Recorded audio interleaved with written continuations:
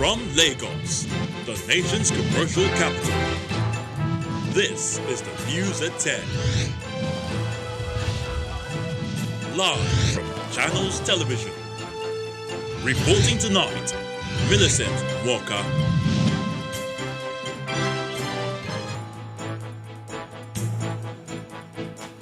Hello and welcome. Senate Minority Leader asked President Buhari to resign over a deteriorating security situation in the country. Lawmakers in the House of Representatives go further to call for resignation of all service chiefs over worsening security situation. Massive blaze razes several buildings at Balogun Market in Lagos Island's commercial centre. Some gutted buildings cave in. And European Union Parliament votes to ratify Brexit withdrawal deal. Plus we have business, sport and later international news from our London studios. On business news tonight, Lagos kicks off state government's bond raising for 2020 under the new lower interest rate environment at the capital market. On sports news tonight, Dominic Thiem stuns Rafa Nadal with a sensational 4-set victory to reach the Australian Open semi-finals. And from Abuja, federal government asked Nigerians to halt any travel plans to China for now in view of the raging case of coronavirus in the Asian country.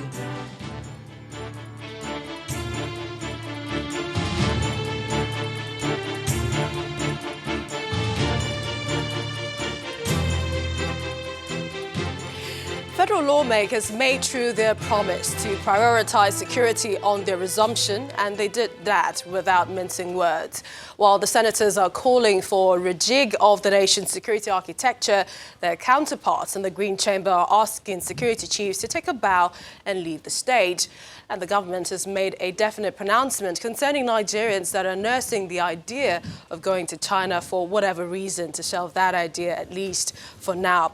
Well, let's begin at the Senate, where Minority Leader Senator Abaribe today asked President Buhari to resign over the failure of the All Progressives Congress-led government to address the security challenges in the country.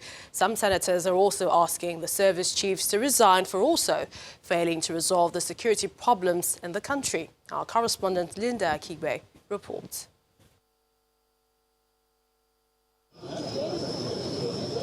On February 8, 2018, the 8th National Assembly held an elaborate security summit to find solutions to the security problems enveloping the country.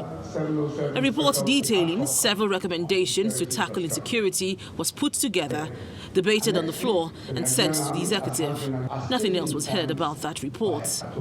Almost 2 years later, the security situation is not any better. Boko Haram insurgency is still a top security concern, while kidnappings, armed banditry and farmers-herders clashes are rampant. And so the Senate once again devotes the entire plenary session to discuss the security crisis in the country with the hope that this time their contributions will make a difference. The Senate Minority Leader does not mince words and puts the blame for the security problems squarely on the table of President Buhari.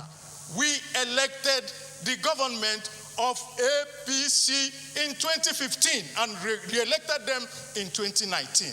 The reason why we re-elected them was that they continued to tell us that because they had the key to security, and the whole Nigeria voted them in 2015, and I agree with that. And I'm saying, Mr. President, when you want to deal with a matter, you go to the head. So we will go to the government and ask this government to resign because they can no longer do anything in this country. A member of the ruling party takes offense at Senator Abaribe's comments. And I would have wished the Senate President not only telling the minority leader that he's used his time allotted for this discussion, but he should have called him to withdraw those statements that he made.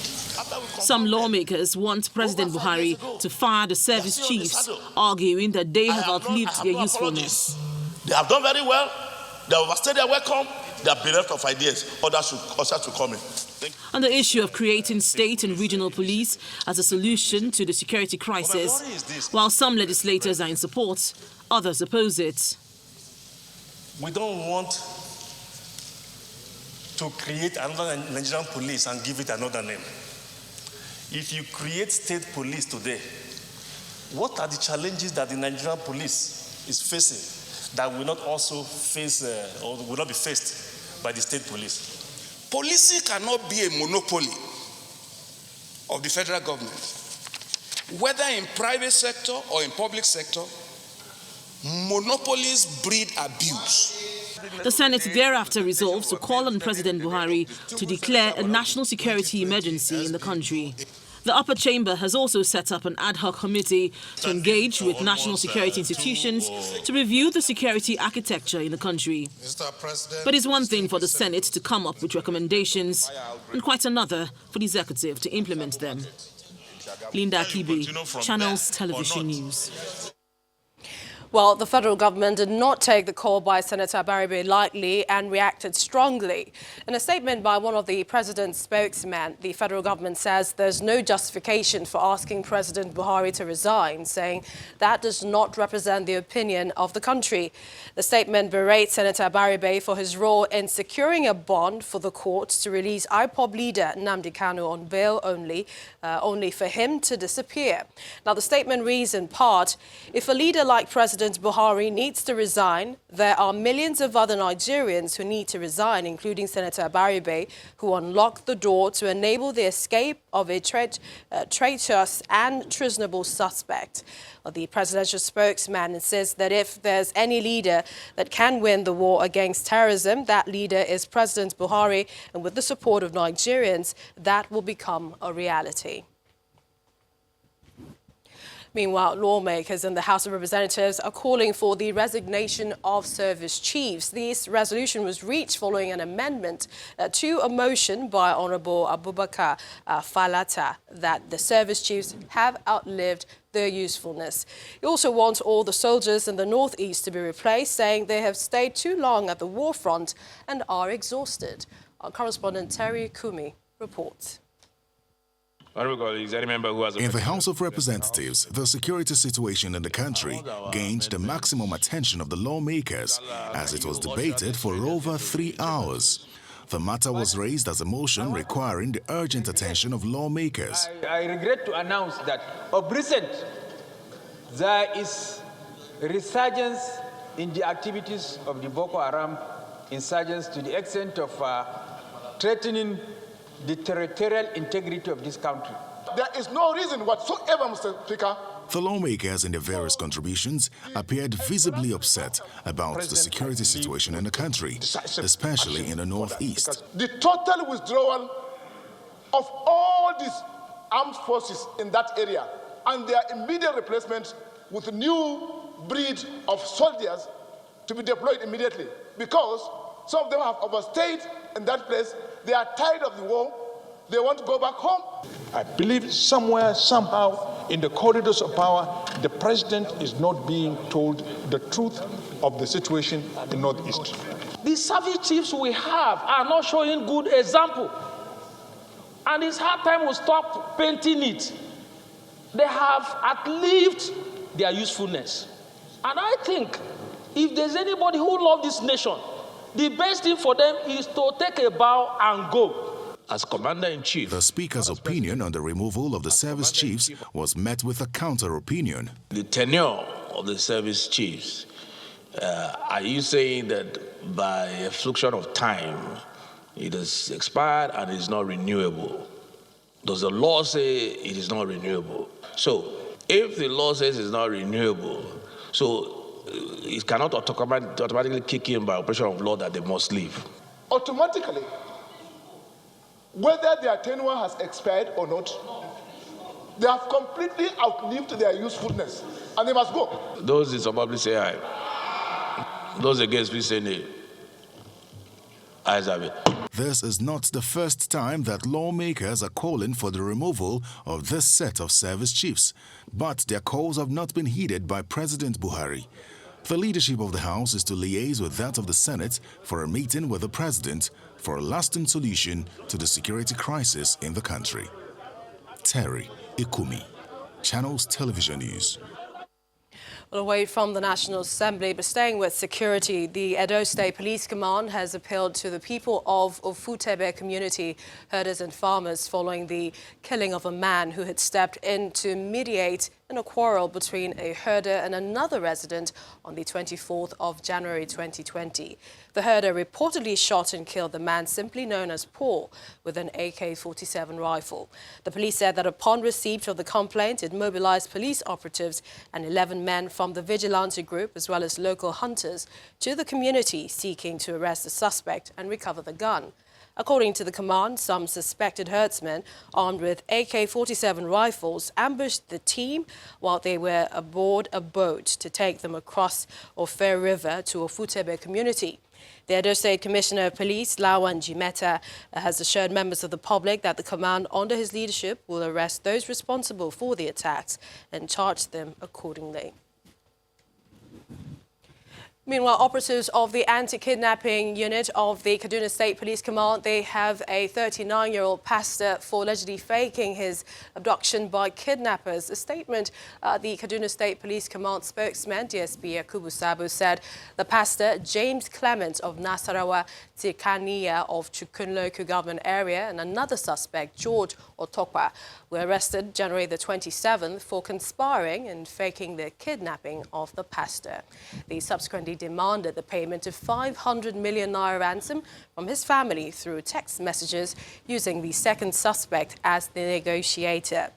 The police spokesman further explains that the suspect, Pastor James Clement, was arrested at his hideout following a complaint made by two members of his family. The suspects, according to the police statements, are currently undergoing interrogation and will be charged to court on completion of the investigation. But for the assurance of the federal government that prevalent crimes such as insurgency, banditry and kidnappings will be contained to the barest minimum, the many challenges facing Nigeria's security appear too overwhelming. In this report, our correspondent Oroluwa Shonibare examines the problems bedeviling the nation. This is not an auction. It is the reality of what the nation is turning into. Or perhaps it has already become the nightmare leaders promise against, where a day does not go by without terrorists, kidnappers and bandits making the headlines. And this statistics, disheartening as it is, makes the day of others. This is one state out of many where thousands have either been killed or displaced. We lost our people, as I'm talking to you now, almost 200 plus that my people died, that they killed them.